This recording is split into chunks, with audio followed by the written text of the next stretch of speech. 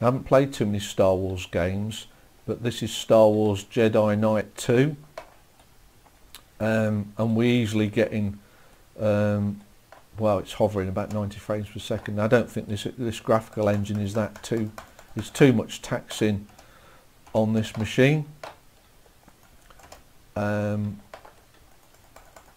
not a lot of enemy characters at the moment, but I think you can be pretty confident that this game is going to play fine. Okay, so that's Star Wars Jedi Knight 2. It's another sci-fi game called Prey.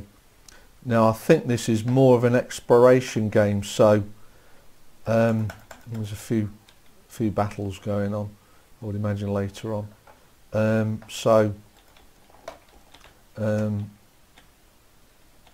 sure it's not too much of an issue if that frame rate is not massively high. I mean, with a few things going on, we are touching 30 frames per second, which is fine for this. Okay, so that's a quick look at Prey. Well, this is an underrated game called Quake IV. Now it's actually based on a enhanced Doom 3 engine. So if it plays Doom 3 okay, then you can almost be certain it'll play this all right. So yeah, it's getting a good, on average, I'd say 40 frames per second at the moment, which is fine. Now, if you haven't played Quake IV, look out for it, because I really enjoyed playing this game. Okay, so that's Quake IV. Well, this is a game called Stalker: Shadow of Chernobyl, and it's the first game in a 3-game series. Now, there's action and exploration in this game, but at the moment, with not much going on, we're getting a solid, on average, I'd say 40 frames per second, and even then, sometimes we get 60, which is decent.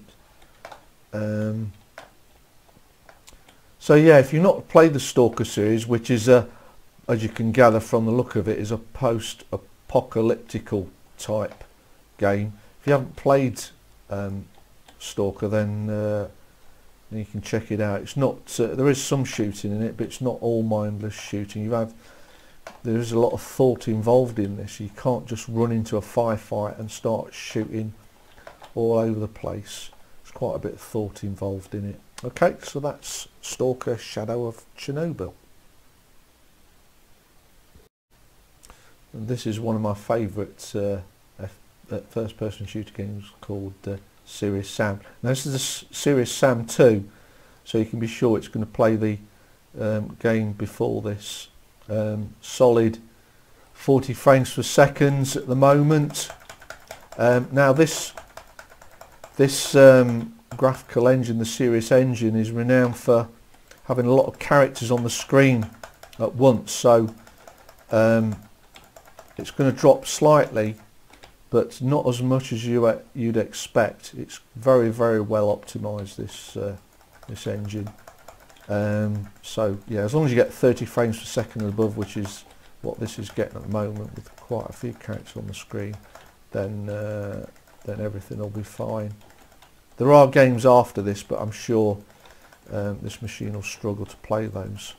Okay, so that's Serious Sam 2.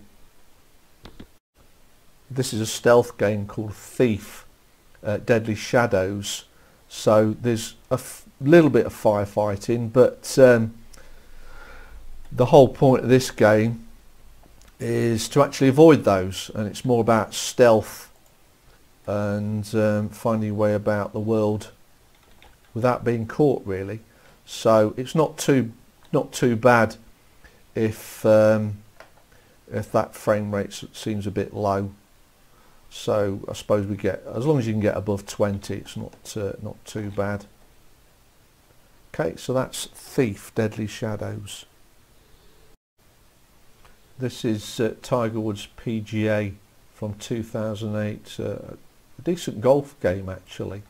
So it's not massive important that you'll get decent frame rates on this game.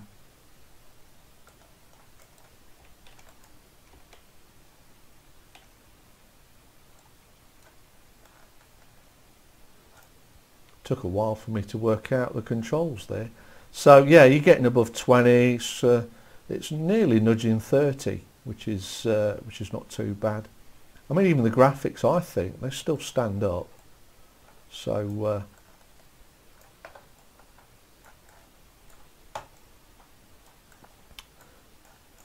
so it might even play games prior to this, which is okay. Okay, so that's Tiger Woods from 2008,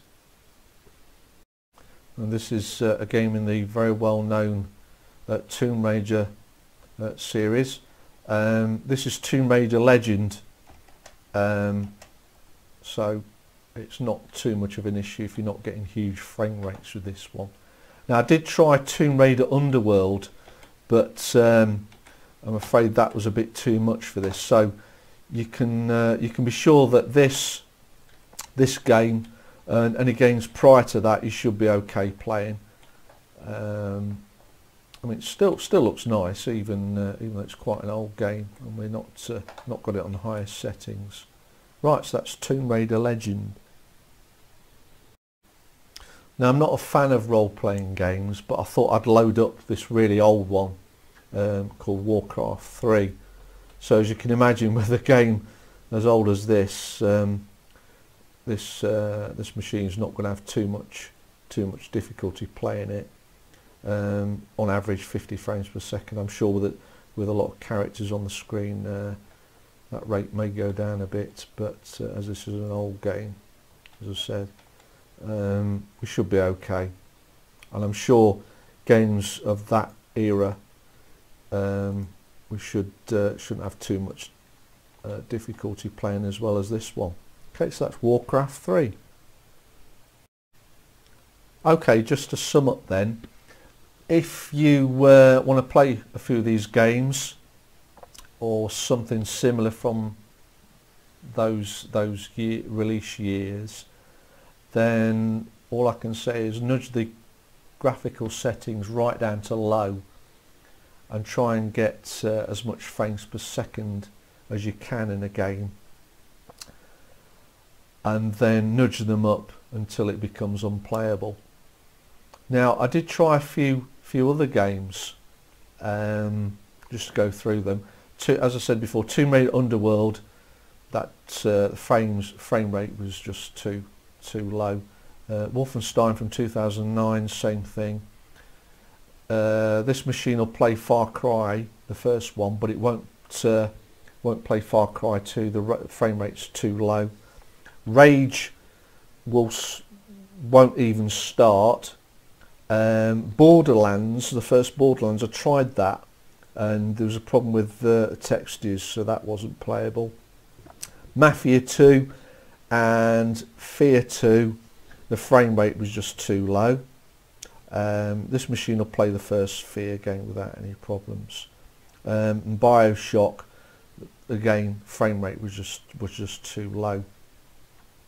Now, I've actually got an upgraded graphics card to try out in this machine. Now, I can't be certain if it's going to work, but if it does, I'll do another video and also report back on the benchmarks. Okay, so thanks for watching. Don't forget to subscribe. Now, if there's any games you want me to try out on this machine, just post a comment. Thanks very much.